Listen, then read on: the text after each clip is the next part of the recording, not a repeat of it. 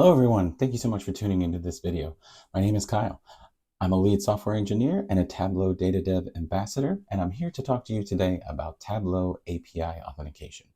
Trust me, I know it doesn't sound like the most exciting thing in the world, but whether you're a seasoned DataDev like me, or someone who's brand new and excited to get going on your journey with APIs, it's always going to be important to have a grasp on authentication, what your options are. Like many things in Tableau, there are several. There are limitations, there are advantages, what you can and can't do, and what's new and exciting. As we go through these, I'm going to make sure and include links to all of the documentation in the video description, as well as a link to the accompanying blog post that you can find over at kylejmassey.com. And before I go into any of the examples today, I'm going to go quick, but please refer to the documentation. Reach out to me on X/Twitter or LinkedIn or Slack. I'm happy to discuss one-on-one because I just love enabling people with the Tableau APIs. So let's get going.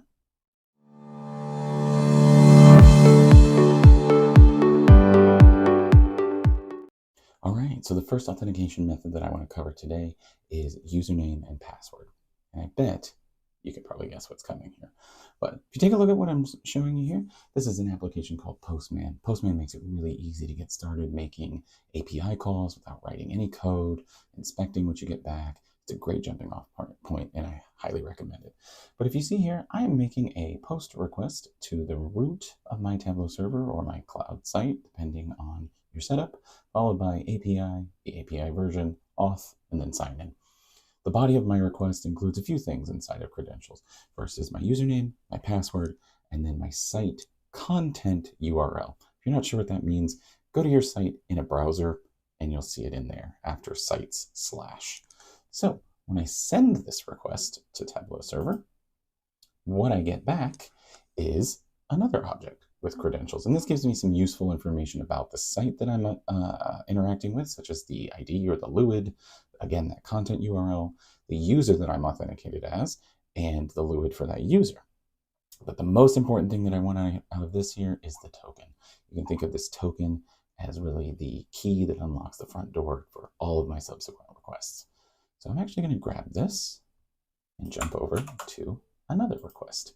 You can see this request still has my root, my API, my version, but now I'm including sites, that site ID that I just got back, and workbooks.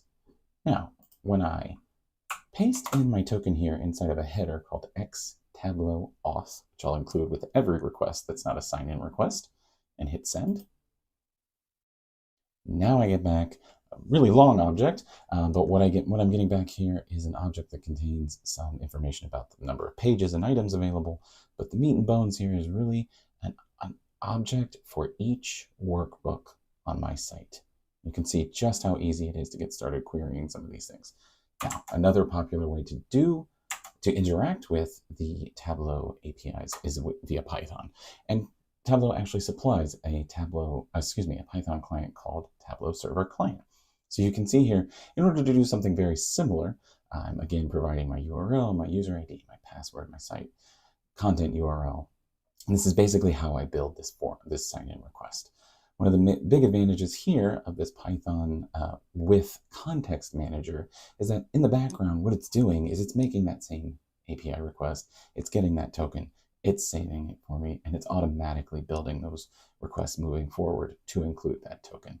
So if I print what's happening here, what I will get back is actually here, I'm just printing the name. But again, those are all of the workbooks within my site. I could print basically the same information that I have from the REST API, but that pretty much covers basic user ID and password authentication.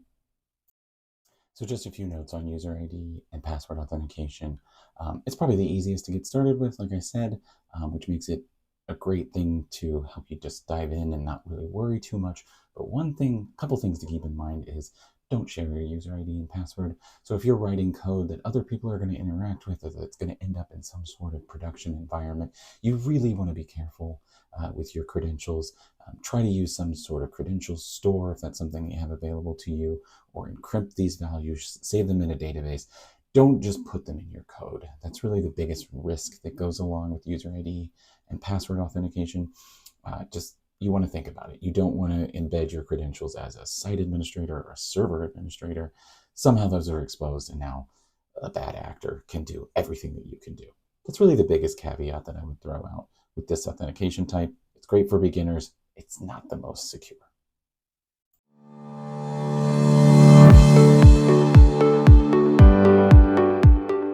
Another option for authentication with the Tableau APIs is what's known as personal access tokens.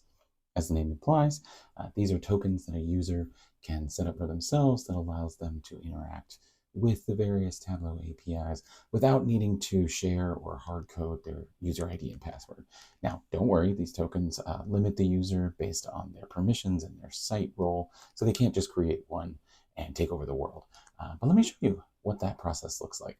So from within my sort of cloud or server home here, I can go up to my avatar in the top right and click on My Account Settings.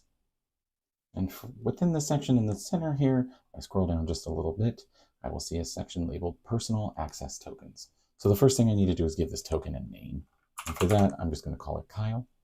Click on Create Token. Now this is very important. As the window says here, this is my one and only chance to make a note of this secret. If I lose it, I will have to create a new pat. So go ahead and store that, keep it safe. So I'm going to go ahead and copy that token and jump back over to Postman. So this request looks similar to what we were looking at before, but instead of name and password, now it wants the pat name and pat secret. So we'll fill that in with just Kyle and the secret that I just copied. Site portion stays the same. Now if I hit send in Postman, what we'll see is that I actually get an identical response to what I got before with user ID and password. So since we said the token is really what moves us forward here, that makes sense. So I'll go ahead and copy the token from this response over into the exact same workbook request that we made before and supply this as the X Tableau Auth header and hit send. And now once again, I get the exact same response that I got before. I'm just not I'm not sharing or storing my user ID and password anywhere. And just to show you how this works with the Python setup, like we did before, I'm going to copy the secret again. And if I jump over into Python, so now as before, instead of user ID and password, I need to supply the pat name and pat secret. You'll see that instead of Tableau Auth down here, now I have changed this to Personal Access Token Auth. The rest of it is the same. And if I run this, I get the same results. So some thoughts on PATs. In practice, they're a little bit more secure than user ID and password, just because if they are exposed, which can still happen if you're not careful, they don't carry the same risk as having a user's user ID and password floating about with a bad actor. They can be revoked either through the UI by the user or by a server administrator or a site administrator, both the UI and the API. One big caveat to call out for personal access tokens is that you can only perform, or really you can only have one active API session based off any given pat. And so what I mean by that is if I log into the API with my personal access token and start something that's maybe going to take a minute or two, maybe querying a very large number of workbooks and data sources, something along those lines, and then I kick off another session by logging in again with Postman or some sort of automation, whatever was going on in my first session will be aborted. So that's really huge for things like automation, headless automation, where you've maybe built an application that users are interacting with, and you can't control how often they're visiting or clicking or whatever the case might be. So that might be a major drawback for PATs depending on your use case. Another thing to know about PATs is that they are fairly long-lived. As long as they are used consistently, then they will last up to a year.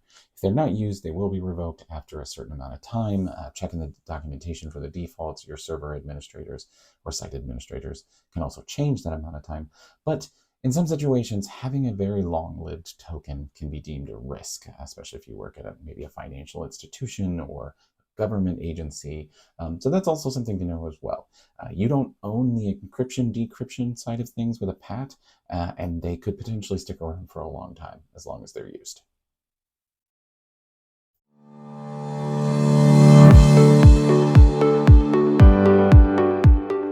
The third and final authentication method that I'm going to touch on with this video is called JWT, or JSON Web Token Authentication. JWT is a web standard. It's used in a lot of different APIs for authentication. Some of the really big advantages are you create JWTs on your own. So you control the encryption, decryption. It's based on a set of shared secrets. In this case, for Tableau, what's called a connected app, which we'll look at in just a second. And these tokens are short-lived. They don't last forever, which makes a lot of folks in more sensitive areas a little bit more comfortable. Let's talk about how to generate one of these, what you might use it for, and what some of the advantages or disadvantages might be. So you can see here, I'm again at my home screen in my Tableau Cloud site, and you do need to be a server or site administrator for this. But since I am, I'm going to scroll down to the bottom on the left here and click on Settings. And I have a section called Connected Apps. So I'll click here. Like Tableau says, a connected app enables you to create and manage trusted relationships between Tableau and external applications. Essentially, these are almost like PATs on steroids. And you'll see what I mean when I say that. So let's just go ahead and create a new connected app. Two options here: OAuth, which is an external ID provider, and Direct Trust, which I don't need to involve an outside identity at this point. Could if you use OAuth internally, but let's just go with Direct Trust. So now it's going to ask me for the connected app name. Let's just call this JWT Auth. Access level, I can specify specific projects. I'll just leave it on all, and I can also specify that I should only have access to via certain domains. I'm going to skip that for now and click on Create. Now what we see here is I've now created a connected app called JWT Auth. I have the client ID. The next thing I want to do here is generate a new secret. I click on that. It's gone ahead and done it for me. So the secret has two parts, the ID and the value, and the client ID, which are both going to be important here. Now, one big step that I usually forget, and so I'm giving you the same heads up, go back to Connected Apps, select your connected app, and enable it. Connected apps are not enabled by default, and if you forget this step, which I have done more than once, you will get stuck in an endless loop of why can't I sign in? But let's look at these details again. So once again, I have my client ID, I have an ID for the secret, and each connected app can have up to 2 secrets, and then I have a value.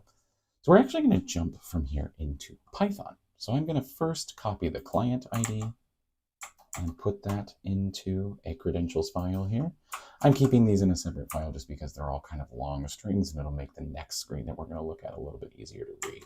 So the next thing that I want to put in here is the secret ID, which is right here. And I can copy that by doing this, plop that in. And then lastly, I'm going to get the key or the value, which is right there. And I will copy that. And so now I've just put those values. Oh, sorry, didn't get it. Let's try that again. Okay, we'll do it old school. We'll do it this way.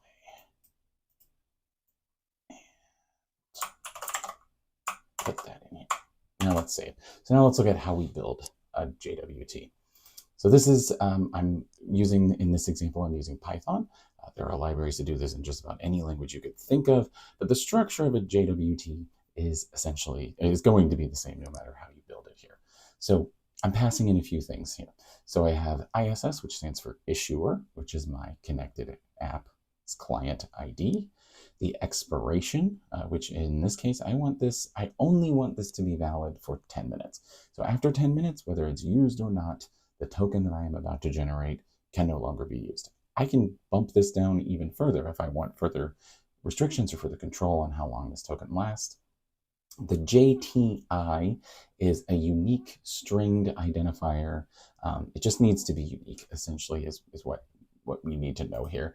And this UUID library for Python helps me build unique strings. That's really what's happening here. The odd or audience in this case is Tableau. The sub is the user that I want this token to be built off of. So this is the user's credentials, or not credentials, the permissions and site role that will be used and what will limit what they're able to do here. So in this case, in the next case, the SCP, that stands for scope. And in JWTs, a lot of times you will see a list like this that sort of enumerates different things that I want anyone who uses this token to be able to do. So in this case, I'm saying that I want to be able to read from the Viz data service, which, spoiler alert, that's my next video. I also want it to be able to do anything related to projects. That's what the sort of asterisk means here. And then Tableau content read. This is required for every JWT scope that you use with the REST API. So that's just sort of a default value. You can see here, I'm including the secret key that we generated before. The encryption algorithm for Tableau is always HS256, so we'll leave that alone. And then the headers again are the secret ID and the client ID. So let's see, when I run this, what do I get? I get this really long string of encrypted characters that is my JSON web token.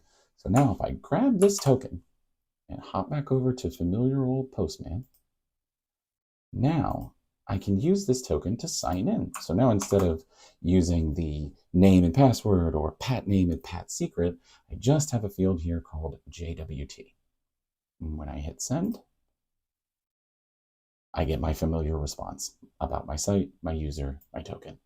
Let's grab this token and head back over here. And I can use this just as I did before to get my list of workbooks. Now, if I hop back over here into my Python example, I'll show you how I can use my JWT auth with TSC. So back over here before, all I was doing was printing the token. So let's go ahead and we don't need to print that anymore. And let's uncomment, or basically make these lines active again.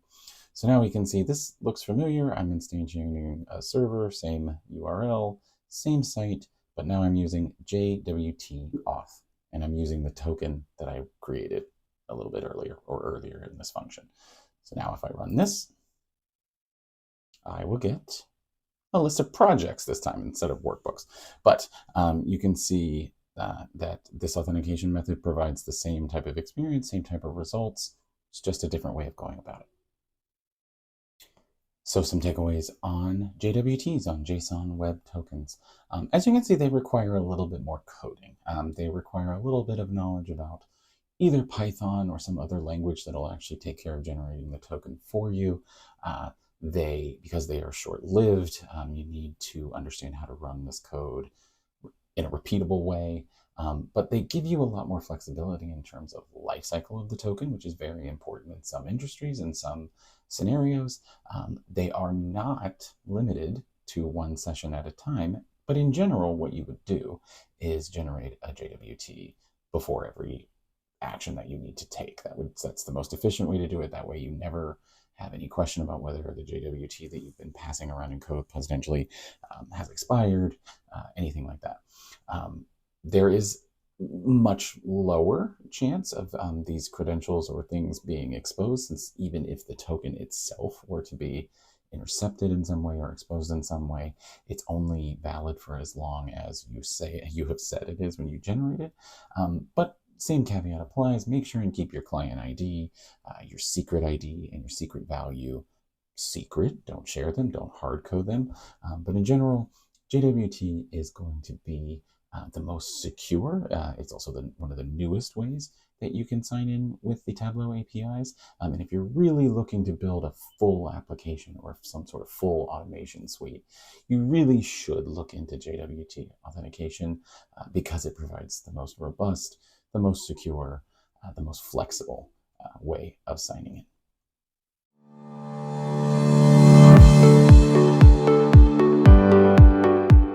So we covered 3 different ways that you can authenticate with the Tableau APIs today, and I hope you learned something new. If you're not a beginner and if you're just getting started, I hope it wasn't too overwhelming.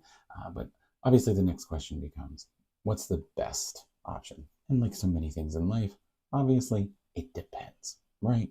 If you're just getting started, just use user ID and password. It's more important. It's more important that you learn about what you do with the token that gets returned to you, how to make subsequent calls, and things like that. Don't get too bogged down with anything other than user ID and password. Now, maybe you're a team, a small team that needs to write some scripts that different people can run to perform different activities that maybe take too long to do manually. Use your imagination. But Pats might be appropriate there because you don't want everyone signing in as the same person or the same account. You want some accountability and being able to see who's doing what. Pats give you that flexibility. It also means that if a user's, let's say a user's password changes or has to be reset, it doesn't automatically invalidate their Pat or any code that's already been written like user ID and password would. Now, that one session limit is huge. Keep that in mind. And also Pats can still be compromised. So it's still very important to be careful with them. If you're building for automation, if you're building for scale, we're talking about things like embedding and automation with the REST API inside of just an application that users are coming to and visiting whenever they want, then you really should look into connected apps and JSON web tokens, JWTs. They're the most flexible, they're the most secure, and they're the most modern, and they keep you from having to worry about I need to share a long-lived long-lived token somewhere and deal with all of those potential ramifications. So your use case, your level of expertise will dictate what's appropriate for you. But hopefully one of these three walkthroughs today will be useful for you in the future. If you want to discuss further or have questions, please leave a comment below. Reach out to me on X/Twitter, LinkedIn, Slack. I'm always happy to continue these conversations offline, and I'm really excited to see what you go out and do with the Tableau APIs now that you know how to log in. Thank you so much for tuning in. Have a great one.